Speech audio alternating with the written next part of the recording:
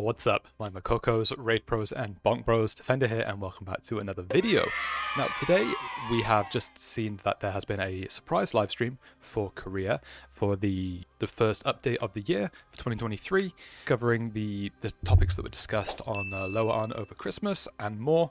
Goes into a new continent, new system to improve your character, some new dungeons, and some changes that are going to affect us as well, be sooner than we think. So with that being said, let's get straight into today's video where we're going to talk about all the changes that Korea are having and what we can expect to see coming to us soon. Okay, so right off the bat, I want to talk about the continent update that they're getting. Now this is something that we probably won't see for quite a while, but I just want to get out the stuff that Korea are having soon so that we can then look at the content that might affect us more prominently later on in the video, and then we can prepare for that stuff because I think we're going to get it sooner. If we look at the way that balancing has been coming over to us quickly after Korea has it, before we get the content.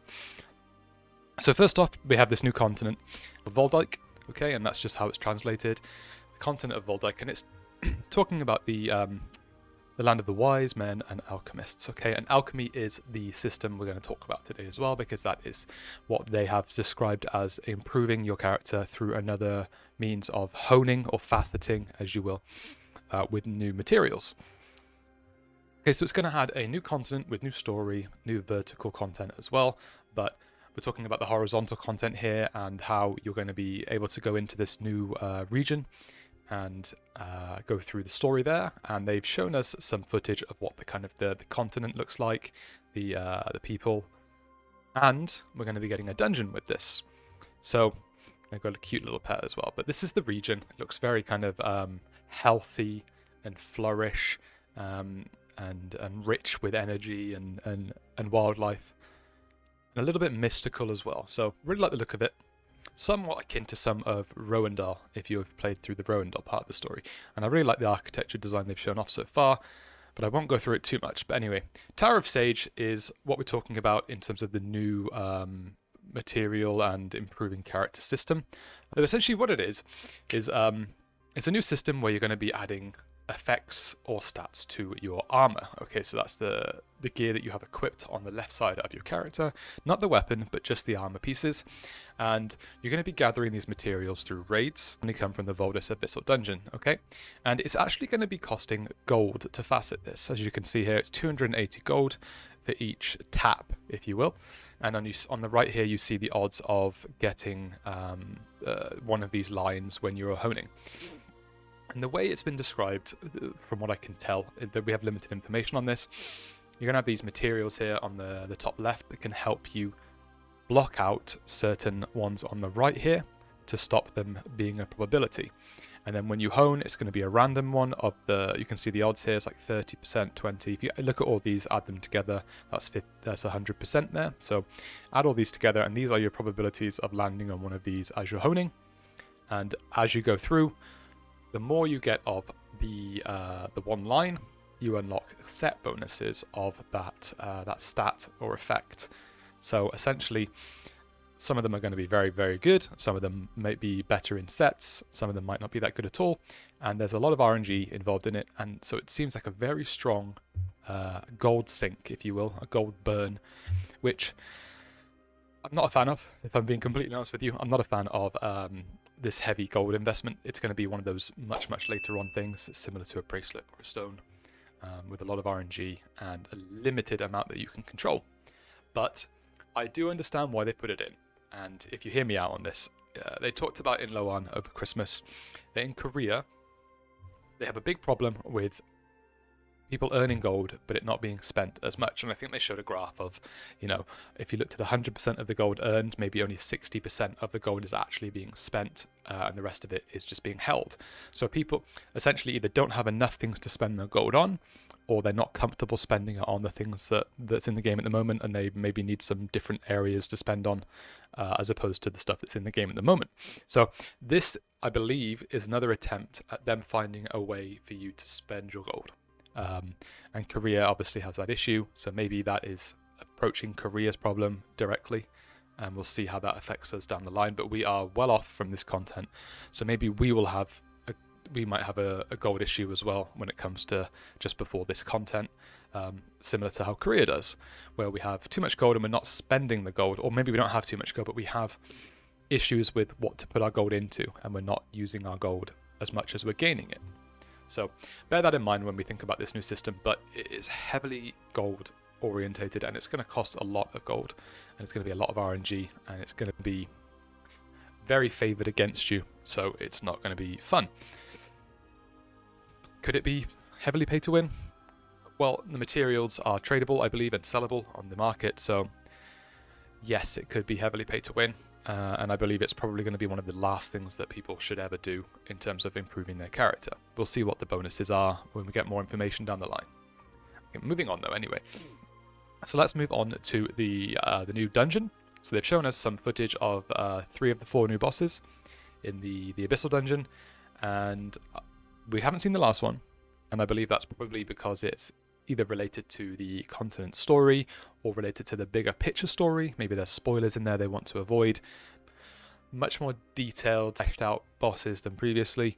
A lot of detail involved, and they're very different from each other, so it's hard to say. And then we have some footage of the fights themselves as well. I won't really get into it because, like I said, it's too far away for us to get excited for, if you will.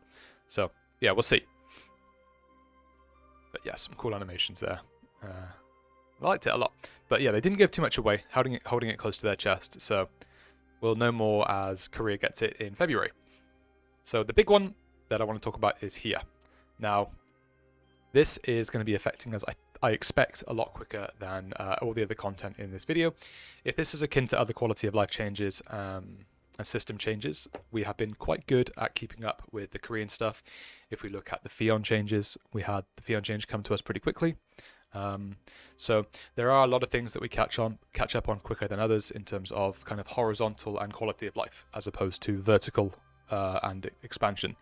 So what this is essentially then is changing to the way that our endgame Legion raid system works in terms of loot, rewards, and how much you can do. And what they've done is they've taken away the limitation of just 3 Legion raids per week on each character, and instead they've let you go through as many of the raids as you want to. Only 1 of each raid, sorry, per character, but you could essentially do all the different Legion commanders on your 1 character, and you just choose which 3 you want to get the gold from.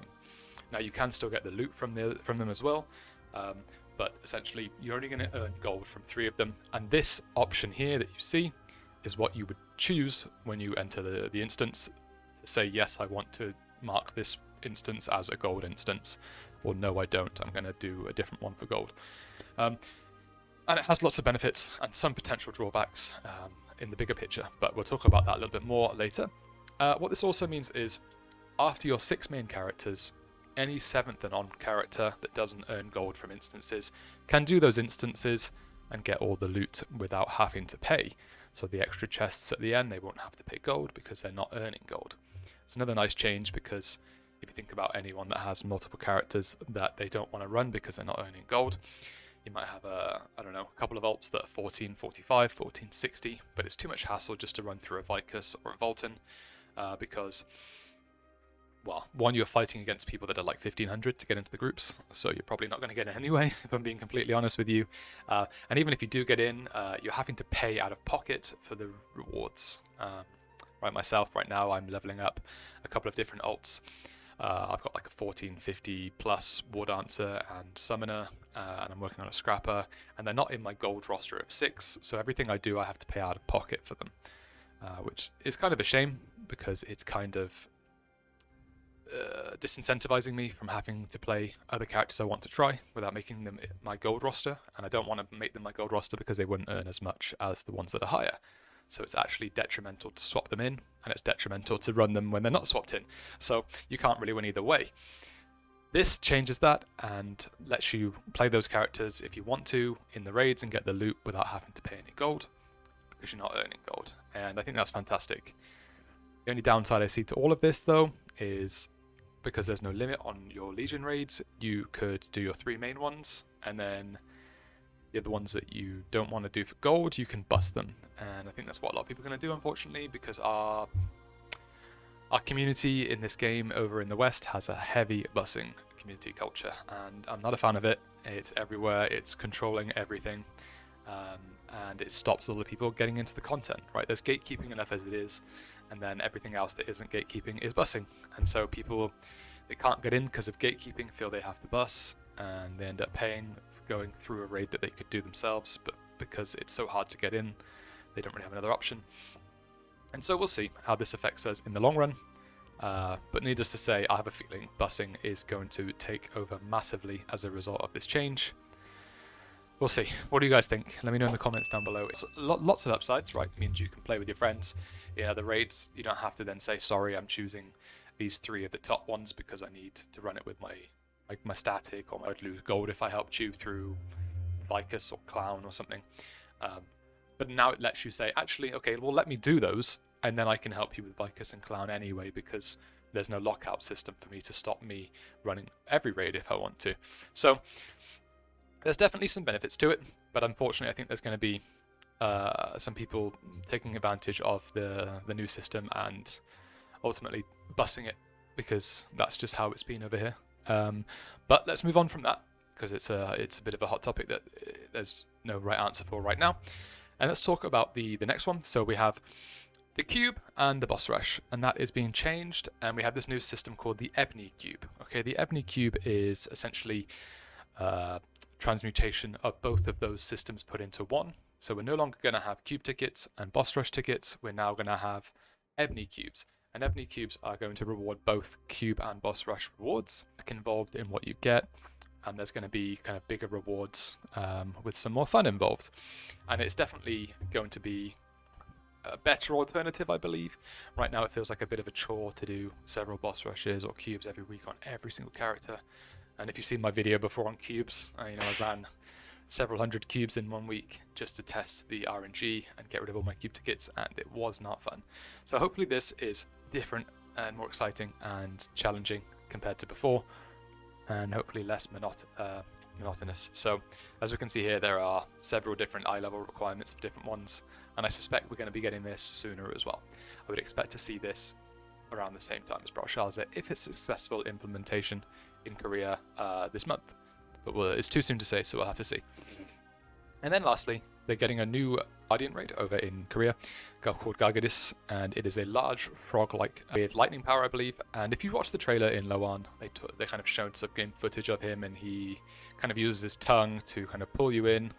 He carries one character around in his belly whilst he's fighting against the other people, spits them out, lots of lightning AoEs. Yeah, it looks fun. But we're not going to be getting that for a while either, so it's hard to say. But yeah, basically the biggest things I want to take away from this right now are the Legion raid changes, because that looks like it's going to affect us quite soon. I expect it to hit us before or around Browshaza time. I wouldn't be surprised if the Browshaza hard mode update is when they try to implement it. And then obviously we have this change to the cube and the boss rush. They're being removed, and we're going to have this hybrid of both of them combined so that we can run it more efficiently, hopefully with some nice change, maybe a bit more fun. I don't know, it's too soon to say, but it will definitely save us running so many instances every single week, and it just being a bit of a chore. And then the rest of the content is for the Koreans to enjoy for now, and then Copium we'll get at some point in the future, and maybe they'll make some changes to it for the better for us to enjoy after Korea trial it.